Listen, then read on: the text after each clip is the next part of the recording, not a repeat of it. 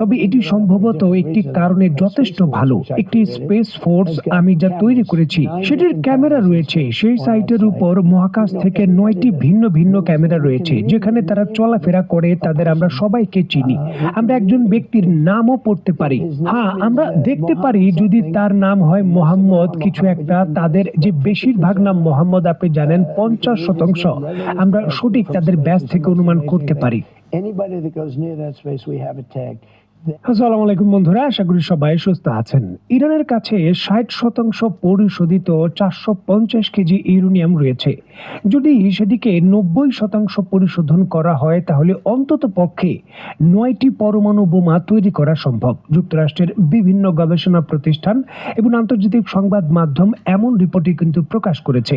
ঠিক এমতো অবস্থায় ডোনাল্ড ট্রাম্প রিসেন্টলি ফক্স নিউজকে একটি সাক্ষাৎকারে বলেছেন, সেই ৪৫০ কেজি ইউরেনিয়াম যে সাইডে রয়েছে ইনসাফের ভেতর, সেই সাইডের উপর যুক্তরাষ্ট্রের অন্তত ৯টি গোয়েন্দা স্যাটেলাইট ২৪ ঘন্টা নজরদারি করছে এবং সেই স্যাটেলাইটের ক্যামেরাগুলো এতটাই শক্তিশালী, সেখানে যেই সকল ইরানের পাহারাদার বা সামরিক বাহিনীর কর্মকর্তা রয়েছেন তাদের একেবারে পোশাকের ভেতর যে ট্যাগলাইনের ভেতর নাম থাকে, সেই নামটিও সেই ক্যামেরা দিয়ে মহাকাশ থেকে সঠিকভাবে পড়া যায়, যার জন্য ২৪ ঘন্টা তারা নজরদারি করছে। এবং ডোনাল্ড ট্রাম্প তার বক্তব্যে এর পূর্বে দাবি করেছিলেন, যদি কেউ সেই ইউরেনিয়াম পণ্য উদ্ধার করতে চেষ্টা করে, যুক্তরাষ্ট্রের দাবি অনুসারে যে ইউরেনিয়াম বর্তমানে মাটির নিচে চাপা পড়ে রয়েছে, সেটা যদি ইরান উদ্ধার করতে চেষ্টা করে, যুক্তরাষ্ট্র সাথে সাথে সেখানে বম্বিং করে সেই প্রক্রিয়া বাধাগ্রস্ত করবে।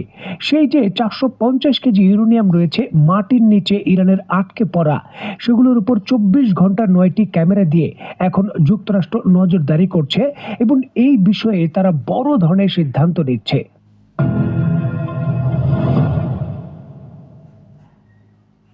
এবং ডোনাল্ড ট্রাম্প তার বক্তব্যে যখন দাবি করছে ইনসাফের মাটির গভীরে থাকা যে পরিশোধিত ইউরেনিয়াম রয়েছে তার নজরদারি করা হচ্ছে ২৪ ঘন্টা ৯টি ক্যামেরা দিয়ে, ঠিক এমতো অবস্থায় আন্তর্জাতিক সংবাদ মাধ্যমগুলো নিশ্চয়ই দেখতে পাচ্ছেন, নিউ ইয়র্ক টাইমস থেকে শুরু করে নিউ ইয়র্ক পোস্ট বা টাইমস অফ ইসরায়েল থেকে শুরু করে অন্যান্য বড় সংবাদ মাধ্যম তাদের খবরে দাবি করছে যুক্তরাষ্ট্র ইরানের ভেতরে প্রবেশ করে এই টানেল খনন করে মাটির নিচে থাকা যে পরিশোধিত ইরানের ইউরেনিয়াম রয়েছে তা উদ্ধার করার জন্য মিশন পরিকল্পনা করার জন্য চূড়ান্তভাবে পরিকল্পনা করছে।